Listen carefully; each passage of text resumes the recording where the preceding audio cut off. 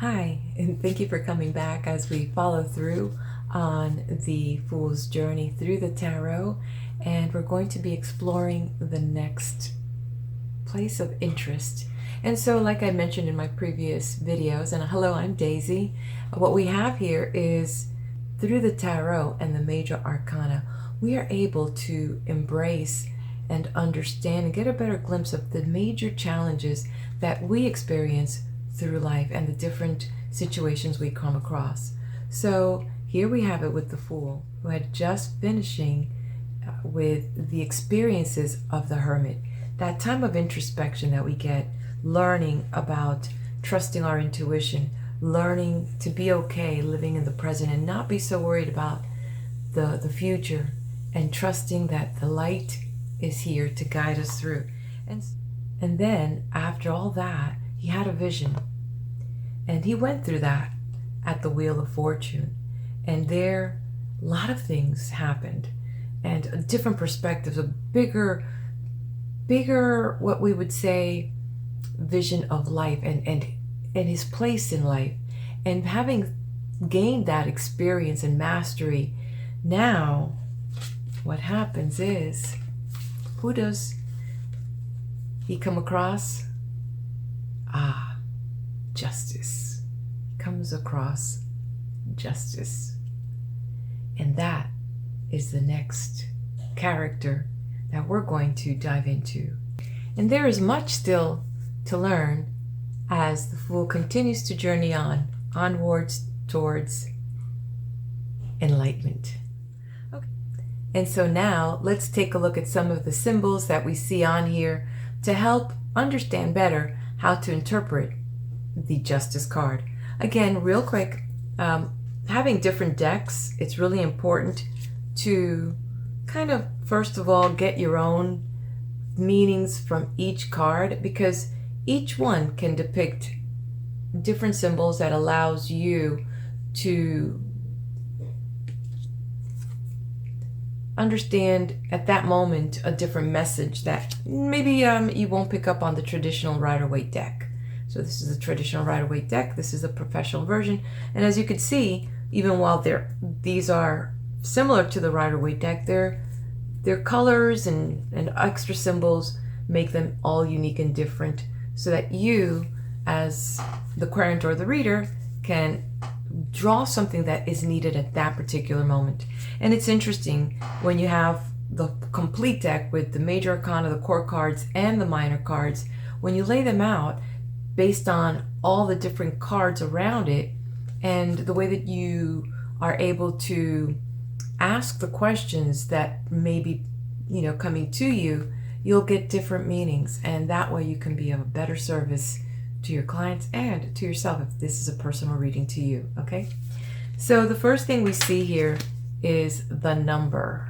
Then we see the number 11 showing up here, and so what we are here dealing with the number 11 is the aspect of that spiritual awakening.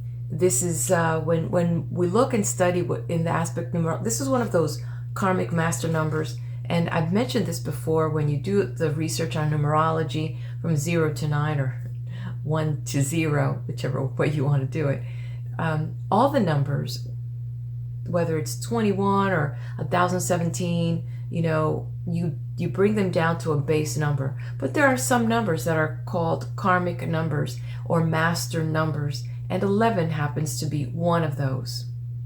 So with the number 11, we are talking about enlightenment, we're talking about spirituality, spiritual awakening, channeling, visionary. All these numbers come from the number 11 as a karmic master teacher number.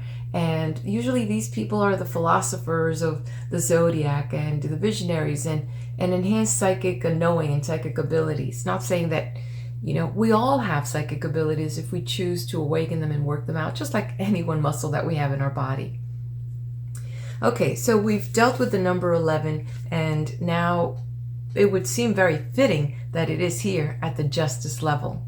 And so this represents here when the Fool comes up to this journey and comes to this point after having this big expanse of awareness that he had at the Wheel of Fortune.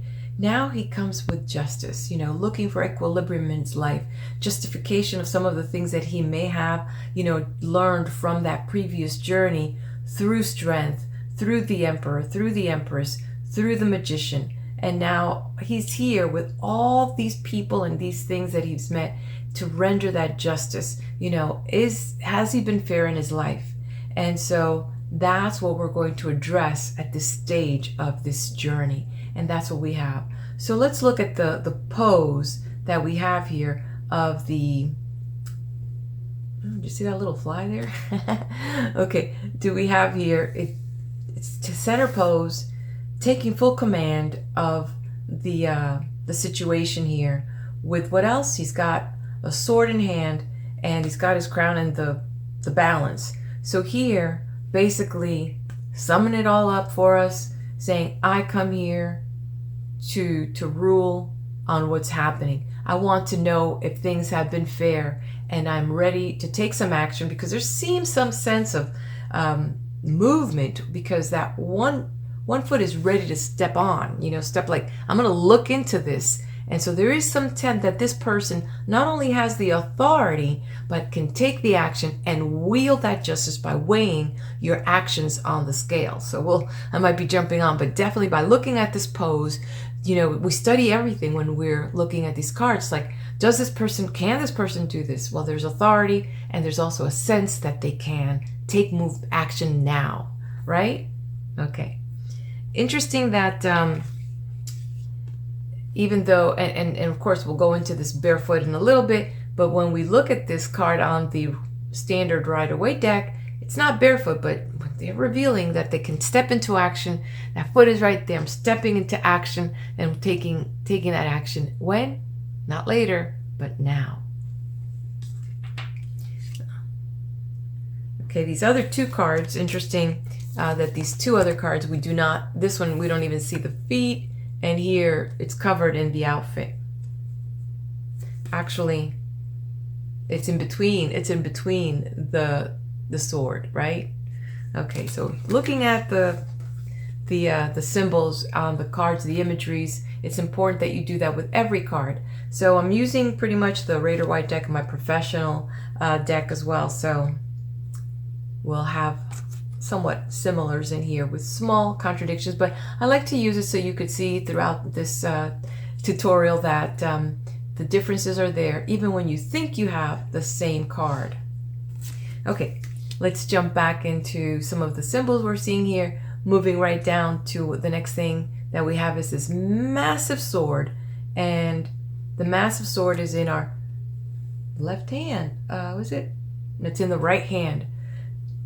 The right hand and I was studying some of the significance in the ancient mythology and also the ancient religions. Why is it that they have these things on the right hand? The wands on the right hand, the swords in the right hand. And it's not that the majority of people are right-handed. I'd be surprised how many people are left-handed. But the thing is that it seems to be the very old-fashioned that the majority of the people were right-handed, and so therefore it was right. So very kind of interesting how that philosophy came about. You should Google it and find out. That's what I found out. So the sword is in that right hand to wield that justice. And when we see that, one of the things that you will learn throughout your studies is that the sword is represented to intellect, to mind. So really looking into that from that point of view, this justice is being wielded. The power of the sword is absolute. So it's absolute in the sense that wielding it to honor, like they did in the knighthood, I honor thee and I knight thee, or wielding it because you've done wrong and we're going to, what is it called? Deal with this in a way that could be, death. Back then there was beheading. So we will wield this to knight you or to sentence you, to condemn you. Okay? So then we move on now to the scales, which are on the left hand. And here, again, just as much as the sword was in interpreting the absoluteness of the justice, so is the balance is an absolute symbol of that justice and fair and balanced, weighing all the actions as to what is just. And so if they're evaluating the actions and the actions remain balanced, then it is all fair. But if you tip and things are tipped, and if your actions are tipped over in any direction, well then guess what? You will have to pay the price for that, because you need to take everything in life and live a balanced life with your virtues, with your morals, with your values. And that is part of that journey.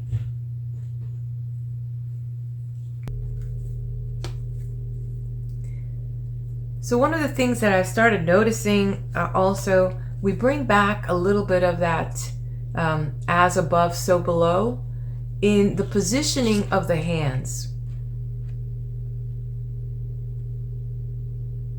And a little bit more predominant when you see it on the rider deck, especially how the scale is being held with what appears to be, and you could see it up there closer, very light way of holding the balance, as you can see that on that particular imagery here. So with that left hand and the right hand holding the sword firmly in grasp, with the right hand and the scale with the left hand going like this, going like this. So showing as above and below. So that's very reference to biblical examples of, heaven on earth. And so the magician also, when he's wielding this power that he's given, this wisdom and this power that comes from above, an infinite power, there's no limit to that power, heaven on earth, bringing heaven to earth. It seems like that is what we're being asked to do. You have the power to access heaven and bring it on earth. Okay, so with the scales though, it is the power, the intellect, and the wisdom of that intelligence that you've gained. So you should know better and wield that balance here on earth. That's kind of what I was taking. That was my takeaway from that. Then we move to, let's go to the crown. So one of the things that we see on the crown, and it's also in the other deck, as you see right there, here. One of the things that you see there is it's got these battlements. It has 3 battlements, and then it has a square. So one of the things that we could infer from that is, could that be that we're talking about the Trinity, the Father, the Son, and the Holy Spirit? Or could that mean also to be in alignment with your intelligence? Now that you know better, do better.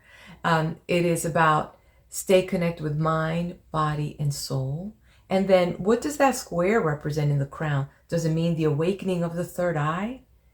Interesting that we could, you have now achieved, so much awareness that now you can have bigger depths of knowledge and wisdom. So the other thing that we could see that is brought in is the columns.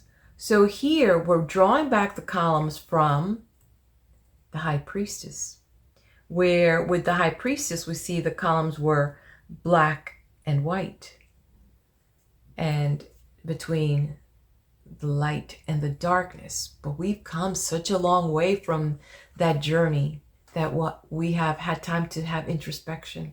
And as we have now learned by meeting up with justice yields that impartially. It is neutral. The colors are the same. Now it is about that fairness of life and seeking that fairness and balancing that fairness, the dark with the light, and finding just that right walk on your journey, right? Okay, so the other thing here that's different is definitely on the deck that we have here. We see the gowns a little bit colored. I mean, this is a very light version of the red. It's very earthy, while here it's very powerful, very red, indicative of power, passion, and emotions to carry that justice with, and with the green, which of course different color greens is more kind of an olivey, and it's kind of more greenish. It's there about doing that with fairness and love, because the green of the chakra is, the heart is green for our chakras. So definitely moving on with that. That goes about the symbols that we've shared. So, there's a lot of things that without even you even knowing what's this card and looking at the symbols and saying, well, what does this mean? And how could this be applied, with all of this? And kind of the other thing I want to kind of show, for me, when I see this curtain behind me, it's like, while we have all this spirituality, because the color yellow, it has to do with that enlightenment and spirituality, we're not going to go into all this religious stuff. We're going to put our heart into it. We're going to put love, the softer red of that kind of pinkish color, which represents love. We're going to balance this with love. That's the way that I see it. Okay, so kind of let's move on a little bit. And how would we, and present this in a reading? Now that we have all this information, how would we present this in a reading? Well, to my reader, this is you're coming across a place in life where you have a sense of justice, and possibly you have to make a lot of decisions that may have some consequences. So you're now in this spot trying to look at those points through, as well as analyzing your choices through the lens of justice. So you've got all these choices that to make, and you feel like you want to do what's right and what's fair as you are moving into the situation, and you want to do it with fairness as well. So whatever's presenting, whatever's coming up in your life, do it, and do it fairly, so that you don't have any regrets about this, so you don't have to look back and see this as a way that as you move now with all this knowledge that you've had in your life and all this growth and all these trials and tribulations, that now you would like to move forward in life with doing and approaching everything with fairness. So now, how do we present this when it shows to us in the reverse? Perhaps maybe you've had some injustice in the past and you don't feel very comfortable about that, right?